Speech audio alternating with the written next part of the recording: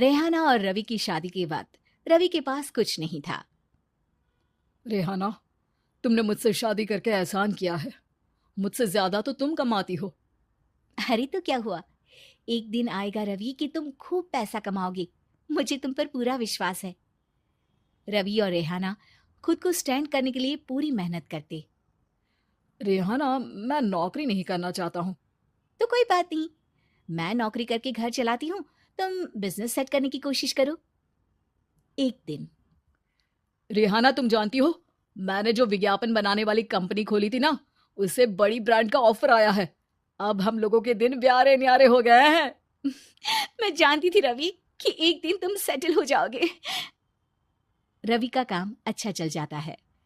एक दिन वो रेहाना से कहता है, रेहाना, अब हम लोगों का बच्चा भी हो गया है। बहुत छोटा है वो। उसका ख्याल कैसे रखेंगे हम? कैसे क्या, मैं गांव से माँ को लेकर आ जाती हूँ। नौकरी से हाफ डे ले लिया करूंगी। अभी तो वो छोटा है, स्कूल जाने तक मैं मैनेज कर लूंगी। देखो रेहाना, मैं अब अच्छा कमा रहा हूँ। तुमको नौकरी करके परेशान होने की कोई जरूरत नहीं है। अरे कैसी बात कर रहे हैं, मैं अपनी लगी लगाई नौकरी कैसे छोड़ दूं? और मैंने तो सुना है हम लोगों को कुछ ही महीनों में सरकारी नौकरी मिल जाएगी। सरकारी नौकरी में कितना कमा लोगी? उतने में तो मैं ड्राइवर रख लूंगा। रेहाना को रवि की बात का थोड़ा बुरा तो लगता है।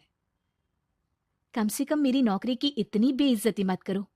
भूल गए, इसी नौकरी के बदौलत तुमने अपना बिजनेस खड़ा किया है। अरे वो तो मैं किसी के भरोसे भी कर लेता। देखो, अपने बच्चे को संभालो, घर का काम करो। अब बाहर जाती तुम अच्छी नहीं लगती हो। रेहाना रवि के कहने पर नौकरी तो छोड़ देती है, लेकिन अब बड़े से घर में उसकी कीमत किसी नौकर से कम नहीं होती। एक दिन रवि का दोस्त आता है। भाभी, हम लोग तो आपको तब से जानते हैं जब से आप लोग शादी होकर इस शहर में आए थे। आपकी बदौलत ही सारा बिजनेस खड़ा हुआ है। ये किस्मत तो आप ही की है भाभी। हाँ हाँ भाई, हमारी मेहनत तो कुछ है ही नहीं। अरे होगी, लेकिन भाभी की किस्मत के आगे कुछ नहीं। दोस्त वहां से चला जाता है, लेकिन रवि का गुस्सा सातवें आसमान में होता है। देखा कैसे बोल रहा था? अरे बिल्कुल अच्छा आदमी नहीं है ये। कैसी बात कर रहे हैं आप? प्रशांत भैया तो बहुत अच्छे इंसान है रवि। कैसे उन्होंने हमारे मुश्किल वक्त में हमारा साथ दिया था। अरे था पैसा तो साथ दिया, नहीं तो कौन पूछता है? रवि का व्यवहार पैसा आते ही अलग हो गया। वो बंदे को बंदा नहीं समझता। घमंड से घिरे रवि ने तो एक दिन हद ही कर दी। रेहाना, मैं अब तुम्हारे साथ नहीं रह सकता हूँ। क्या क्या बकवास कर रहे हो रवि? क्या कहना चाहते हो? और क्यों नहीं रह सकते तुम मेरे साथ? देखो, मुझे कोई और पसंद है, और उसने साथ रहने पर बस यही शर्त रखी है कि मुझे तुम्हें तलाक देना होगा। रेहाना, जो कि एक स्वावलंबी महिला थी, उसने बिना देर किए रवि को कह दिया, कोई इश्यू नहीं, मुझे पैकिंग में 4 दिन का वक्त लगेगा, लेकिन तब तक मैं तुम्हारे साथ नहीं रहूंगी। 4 दिन के लिए तुम कहीं और शिफ्ट हो जाओ, मैं घर से निकलूंगी तो बता दूंगी। रवि घर छोड़कर चला जाता है। रेहाना को दुख होता है, वो रोती है, लेकिन व्यवहार से स्ट्रांग रेहाना को पति के वापस आने का और उसे सबक सिखाने का पूरा भरोसा था। फिर एक दिन, अरे शुशिका, कब शादी करोगे तुम मुझसे? यार मैंने तो सोचा था तुम शादी से पहले मुझे विदेश लेकर जाओगे, महंगी कार दिलाओगे। अरे सब दिला दूंगा, लेकिन पहले मुझसे शादी तो कर लो। हाँ हाँ, क्यों नहीं। मैं कुछ दिनों के लिए अपने मम्मी पापा के पास जा रही हूँ और लोगों से अपनी शादी की बात करूंगी। अरे शुशिका, कैसे रहूंगा मैं तुम्हारे बिना? अब तो शादी ही होने वाली है हम लोगों की। शुशिका रवि को छोड़कर चली जाती है। रवि घर आता है, जहां रेहाना को ना पाकर उसे सब अजीब लगता है। घर तो रेहाना के बिना कुछ नहीं है। बच्चे की याद भी आ रही है। चलो एक वीडियो कॉल कर लेता हूँ। रवि रेहाना को वीडियो कॉल करता है, लेकिन रेहाना फोन नहीं उठाती। रात को सोते वक्त मन कर रहा है मुन्ने को गले लगा लूं। चलो कोई ना, शुशिका से शादी के बाद मेरे और भी बच्चे होंगे। अगले दिन रवि ऑफिस जाता है, जहां टीना खड़ी होती है।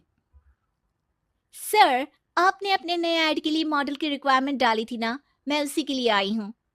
रवि टीना को देखकर खुश हो जाता है। अब शादी हो गई है तुम्हारी?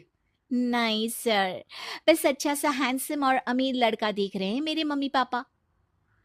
रवि के दिमाग से तो टीना को देखकर शुशिका का ख्याल भी खत्म हो जाता है।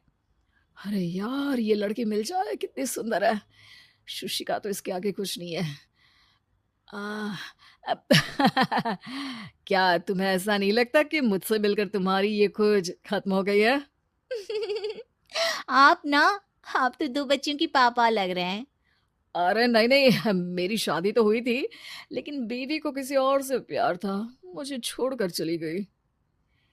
खैर, टीना की दोस्ती रवि से हो जाती है, लेकिन 1 महीने बाद शुशिका रवि के पास वापस आती है। मेरे मम्मी पापा तुमसे मिलना चाहते हैं, लेकिन उन लोगों को ये मत बताना कि तुम पहले से शादीशुदा हो, और हाँ, शादी से पहले अपनी सारी प्रॉपर्टी तुमको मेरे नाम करनी होगी।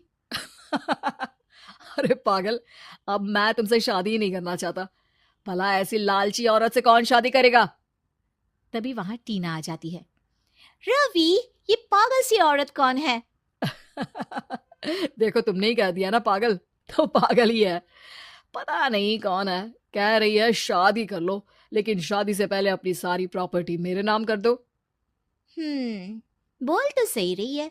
वैसे तुम जानती हो, मेरी एक सहेली है, उसके पति ने उसे पैसा आते ही छोड़ दिया, जबकि उसको खड़ा करने वाली ही मेरी सहेली थी। और मुझे भी भरोसा नहीं है। अगर मैं भी तुमसे शादी करूंगी तो तभी जब तुम मेरे नाम अपनी सारी प्रॉपर्टी कर दोगे। अरे हाँ हाँ, क्यों नहीं, बिल्कुल कर दूंगा। रवि और टीना की शादी की तारीख तय हो जाती है। वो अपनी सारी प्रॉपर्टी के कागज लेकर शादी वाली जगह पर पहुंचता है, लेकिन वहां टीना आती नहीं। रवि टीना को मैसेज करता है। कहाँ हो? सॉरी, मैं तुमसे शादी नहीं कर सकती, मुझे तुमसे भी ज्यादा पैसे वाला मिल गया। रवि को गुस्सा आ जाता है। वो गुस्से से सारा डेकोरेशन तोड़ रहा होता है कि वहां रेहाना आ जाती है। सर, क्या हो गया? क्या डेकोरेशन पसंद नहीं आई आपको? अ, तुम तुम यहाँ क्या कर रही हो? मैं यहाँ के डेकोरेटर हूँ। क्या आपको पसंद नहीं आई यहाँ की सजावट? रवि दौड़कर रेहाना के गले लग जाता है। मुझे माफ कर दो रेहाना।